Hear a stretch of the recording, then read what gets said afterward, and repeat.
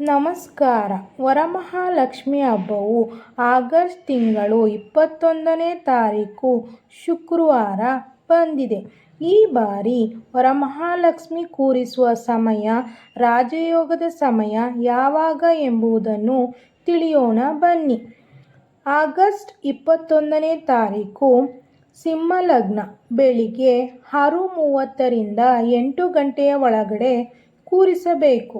ಈ ಬಾರಿ ಬೆಳಿಗ್ಗೆ 6:30ರಿಂದ 8 ಗಂಟೆಯ ಒಳಗಡೆ ಸಿಂಹಲಗ್ನ ರಾಜಯೋಗದ ಲಗ್ನ ಶುಭವಾಗಿದೆ. ವರಮಹಾಲಕ್ಷ್ಮಿ ವ್ರತವನ್ನು ಮಾಡುವಾಗ ಈ ತಪ್ಪುಗಳನ್ನು ಮಾಡಬೇಡಿ. ಎಷ್ಟು ಭಕ್ತಿ ಶ್ರದ್ಧೆಯಿಂದ ಪೂಜೆ ಮಾಡಿದರೂ ಈ ತಪ್ಪುಗಳನ್ನು ಮಾಡಿದರೆ ಪೂಜೆಯ ಫಲ ಕಡಿಮೆ ಆಗುತ್ತದೆ. ವರಮಹಾಲಕ್ಷ್ಮಿಯು ಮನೆಗೆ ಬಂದು ಅರಸಲು ಯಾವ ನಿಯಮಗಳನ್ನು ಪಾಲಿಸಬೇಕು, ಯಾವ ತಪ್ಪುಗಳನ್ನು ಮಾಡಬಾರದು ಎಂಬುದನ್ನು ಈ ವಿಡಿಯೋದಲ್ಲಿ ತಿಳಿಯೋಣ ಬನ್ನಿ. ವರಮಹಾಲಕ್ಷ್ಮಿ ವ್ರತಕ್ಕಾಗಿ ದೇವಿಗೆ ತಂದ ಸೀರೆಯನ್ನು ನೀವು ಮೈಮೇಲೆ ಹಾಕಿ ನೋಡಬಾರದು. ಕಳಸಕ್ಕೆ ಇಡುವ ತೆಂಗಿನಕಾಯಿಗೆ ಮುಖವಾಡ ಹಾಕಿಯೇ ವ್ರತ ಮಾಡಬೇಕೆಂದು ಶಾಸ್ತ್ರ ಹೇಳಿಲ್ಲ. ಆದ್ದರಿಂದ ಕಳಸ ಇಟ್ಟು ಪೂಜೆ ಮಾಡಿದರೂ ವ್ರತದ ಫಲ ಸಂಪೂರ್ಣವಾಗಿ ಸಿಗುತ್ತದೆ. ಕಳಸಕ್ಕೆ ತಾಳಿ ಹಾಕಬೇಕೆಂದು ನಕಲಿ ತಾಳಿ ಹಾಕಬೇಡಿ. ಬದಲಿಗೆ ಅರಿಶಿಣದ ಕೊಂಬನ್ನು ಕಟ್ಟಿ ದೇವಿಯನ್ನು ಯಾವುದಕ್ಕೆ ಕಾರಣಕ್ಕೂ ಕಬ್ಬಿಣದ ಟಿಪಾಯ್ ಮೇಲೆ ಕೂರಿಸಬೇಡಿ. ಆದಷ್ಟು ಮರದ ಟೇಬಲ್ ಮೇಲೆ ವರಮಹಾಲಕ್ಷ್ಮಿಯನ್ನು ಕೂರಿಸಿ. ಪ್ಲಾಸ್ಟಿಕ್ ಹೂವುಗಳಿಂದ ಬಣ್ಣ ಬಣ್ಣದ ಲೈಟ್ಗಳನ್ನು ಲಕ್ಷ್ಮಿಯ ಮೇಲೆ ಹಾಕಬೇಡಿ. ಭಕ್ತಿಯಿಂದ ಅಲ್ಪ ಪ್ರಮಾಣದ ಪುಷ್ಪಗಳಿಂದ ದೇವಿ ಪೂಜೆ ಮಾಡಿದರೂ ತೊಂದರೆಯಿಲ್ಲ. ನಾಳೆ ಮನೆಯಲ್ಲಿ ಆಹಾರವನ್ನು ವ್ಯರ್ಥ ಮಾಡಬೇಡಿ. ಯಾರಾದರೂ ಹಸಿವು ಎಂದು ಬಂದರೆ ಕೈಲಾದಷ್ಟು ಸಹಾಯ ಮಾಡಿ ಅನ್ನದಾನ ಮಾಡಿ. ನಿಮ್ಮ ಕುಟುಂಬದಲ್ಲಿ ಕಳಸ ಇಟ್ಟು ಪೂಜೆ ಮಾಡುವ ಪದ್ಧತಿಯು ಆಗಿನಿಂದಲೂ ಇದ್ದರೆ ಪರವಾಗಿಲ್ಲ, ಹಾಗೆ ಮಾಡಿ. ಯಾರು ಕಳಸವಿಟ್ಟು ಪೂಜೆ ಮಾಡುವುದಿಲ್ಲವೋ ಅವರು ದೇವಿಯ ಫೋಟೋ ಇಟ್ಟು ಪೂಜೆಯನ್ನು ಮಾಡಬಹುದು. ಒಂದು ಸಲ ಕಳಸ ಕೂರಿಸಿ ಅಲಂಕಾರ ಮಾಡಿ ಪೂಜೆ ಮಾಡಿದ ಮೇಲೆ ಪದೇ ಪದೇ ಕಳಸ ಮುಟ್ಟಬಾರದು. ಮಕ್ಕಳು ಮನೆಯಲ್ಲಿದ್ದರೆ ಕಳಸದ ಬಳಿ ಹೋಗದಂತೆ ನೋಡಿಕೊಳ್ಳಬೇಕು. ಕಳಸಕ್ಕೆ ಒಡವೆಗಳಿಂದ ಅಲಂಕಾರ ಮಾಡಬೇಕೆಂದರೆ ನೀವು ಬಳಸುವ ಬಂಗಾರದ ಒಡವೆಗಳನ್ನು ಮೊದಲು ಹಾಲಿನಿಂದ, ನೀರಿನಿಂದ, ಗೋಮೂತ್ರದಿಂದ ತೊಳೆದು ದೇವಿಗೆ ಅಲಂಕಾರವನ್ನು ಮಾಡಬೇಕು.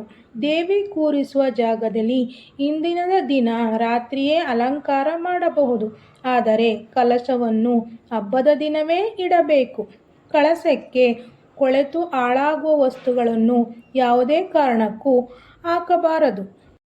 ಕಳಸಕ್ಕೆ ಹಾಕುವ ವಸ್ತುಗಳು ಅರಿಶಿಣ, ಕುಂಕುಮ, ಅಕ್ಷತೆ, ಕೆಂಪು ಹೂವು, 5 ಗೋಮತಿ ಚಕ್ರ, 5 ಕಮಲದ ಬೀಜ, 5 ಲಕ್ಷ್ಮೀ ಕವಡೆ, 5 ಲವಂಗ, 5 ಬಾದಾಮಿ, 5 ಏಲಕ್ಕಿ, 5 ಗೋಡಂಬಿ, 5 ಒಣ ದ್ರಾಕ್ಷಿ, ಅರಿಶಿಣದ ಕೊಂಬು, ಲಾವಂಚದ ಬೇರು, ಬಟ್ಟಲು ಅಡಕೆ, ಕಾಯಿನ್, ಖರ್ಜೂರ, ಗುಲ್ಗಂಜಿ ಹಾಕಬೇಕು.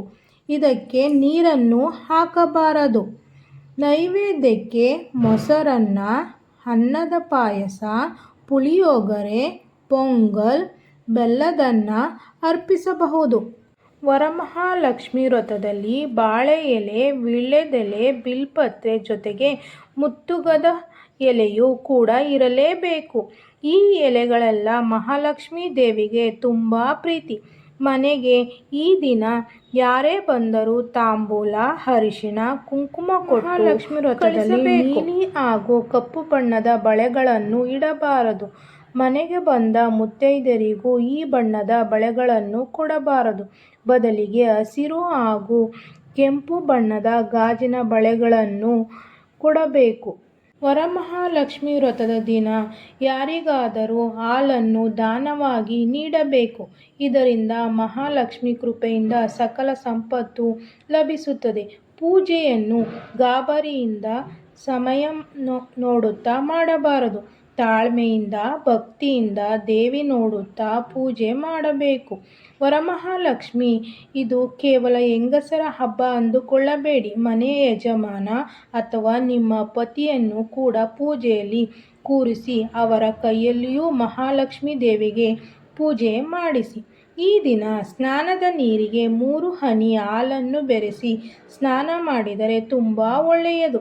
ಸ್ನಾನದ ನೀರಿಗೆ ಅರಿಶಿಣ ಬೆರೆಸಿ ಸ್ನಾನ ಮಾಡಿದರೂ ಕೂಡ ಲಕ್ಷ್ಮೀ ದೇವಿಯ ಕೃಪೆ ಪ್ರಾಪ್ತಿಯಾಗುತ್ತದೆ.